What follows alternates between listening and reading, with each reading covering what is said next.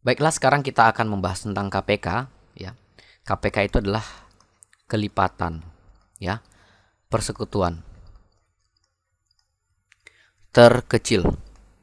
Ya, K-nya diambil dari sini ya. Ini kelipatan kalau KPK, kalau FPB tadi kan faktor, ya. Faktor. Nah, ini bisa dibilang lah saling berlawanan mereka berdua ini ya. Jadi tetap persekutuan juga, tapi yang ini yang terkecil, kalau ini yang faktor tapi yang terbesar. Gitu. Ya, kita mulai dari definisi dulu ya. Definisi untuk KPK. Definisi dari KPK. Misalnya saya punya K juga sama ya. Misalnya saya punya K ya, argumennya sama dengan FPB di video sebelumnya. K ini merupakan bilangan bulat positif. Maka saya sebut M ya, M besar, saya perbaiki. M besar lalu K, indeks K. Ini merupakan himpunan dari semua kelipatan K. Oke.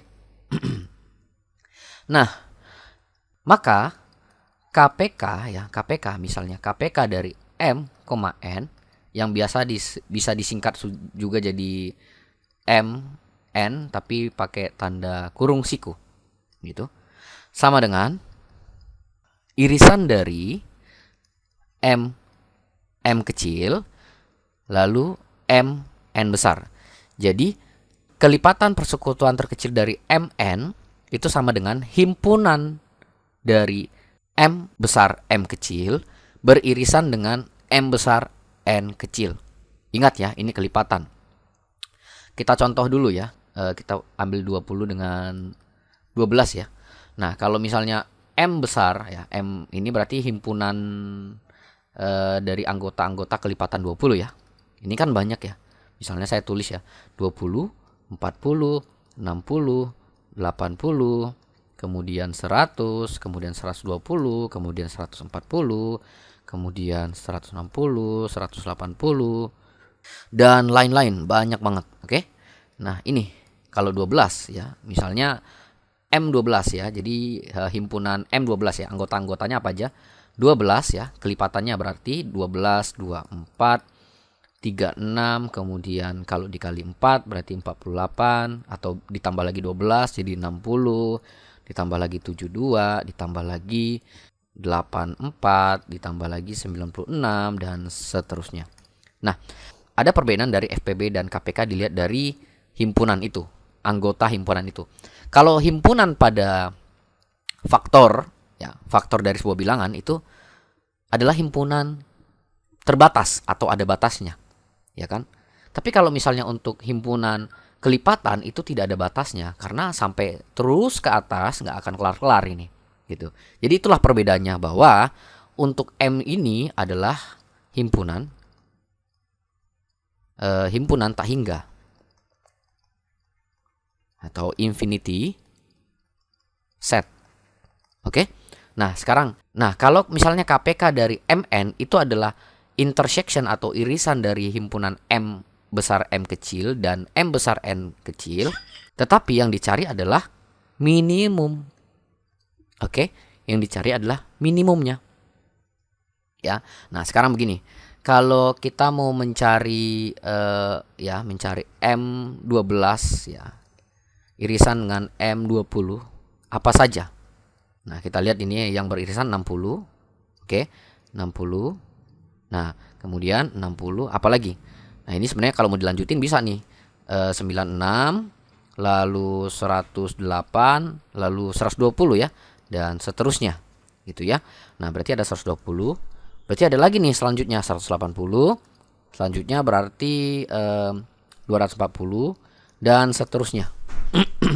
Tapi kalau yang ditanya adalah minimum dari M12 irisan M20, itu adalah yang terkecil dari mereka. Ya udah 60. Seperti itu. Ya. Maka kalau misalnya M dan N ini saya tulis dalam bentuk perkalian bilangan prima, ya. Misalnya M, oke.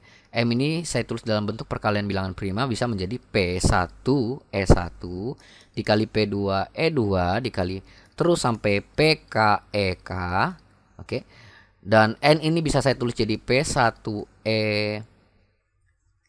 pakai F1, P2F2 sampai dikali PK pangkat FK gitu ya. Maka KPK dari M dan N itu adalah P1 ya. P1 dengan pangkat maksimum dari E1F1. E1F1. Oke, dikali dengan P2 ya. Pangkat maksimum dari E2F2 dikali terus sampai P yang terakhir PK pangkat maksimum dari EK dan FK. Beda ya, kalau untuk FPB itu minimum, kalau KPK itu maksimum. Dari sini kita akan dapatkan sebuah hal ya, di mana terdapat teorema atau sifat yang berhubungan dengan KPK. Sekarang saya akan tuliskan berbagai sifat-sifat yang berhubungan dengan KPK. Yang pertama, ya, jika KPK dari M dan N sama dengan, katakanlah kita sebut C gitu ya, C ya, dan C itu sama dengan M dikali M aksen ya, yang sama juga dengan N dikali N aksen, maka FPB dari M aksen dikali N aksen sama dengan 1. Yang kedua, jika C aksen merupakan kelipatan persekutuan dari M ya, M dan N, dan C aksen sama dengan M dikali M aksen, yang sama juga dengan N dikali N aksen. Kemudian FPB dari M aksen dan N aksen itu sama dengan 1, maka C aksen itu akan sama dengan C, atau disebut C aksen itu merupakan kelipatan persekutuan terkecilnya. Oke. Nah, yang ketiga, jika C aksen ya, merupakan kelipatan persekutuan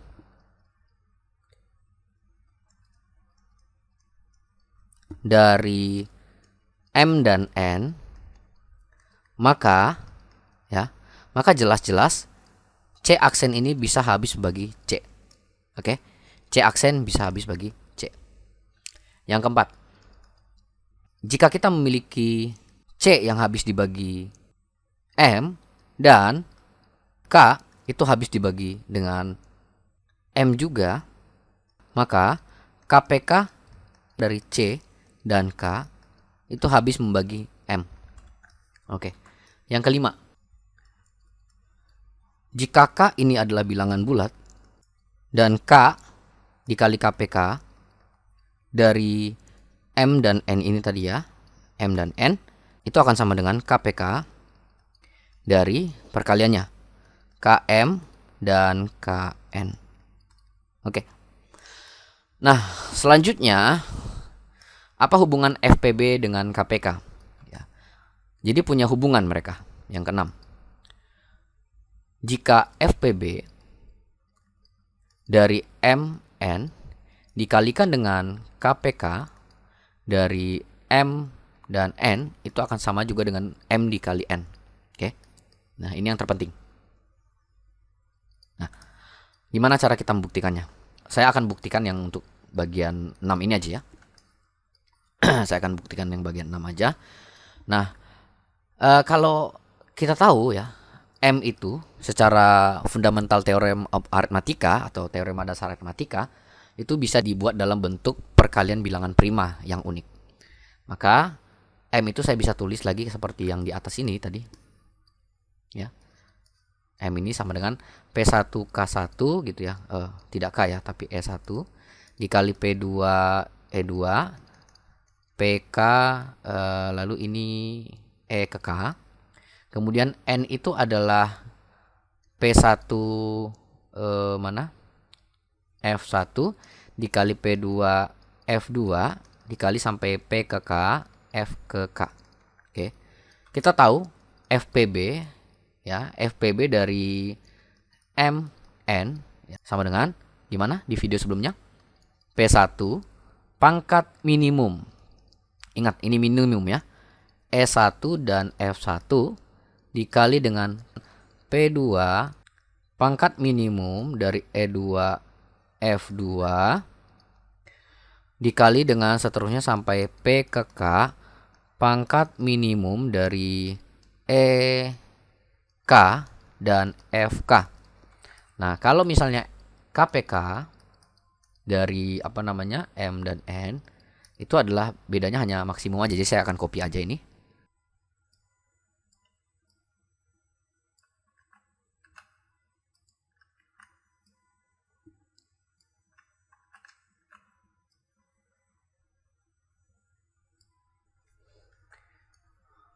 Oke, saya copy aja, saya ganti ini jadi maksimum ya.